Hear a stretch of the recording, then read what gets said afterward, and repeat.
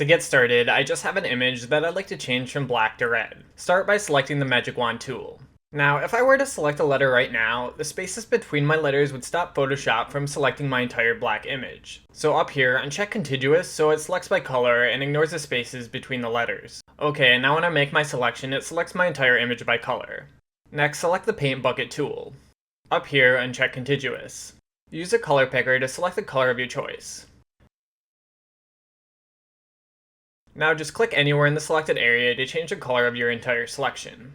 Alright, and that's it for this tutorial. Thanks for watching and see you next time.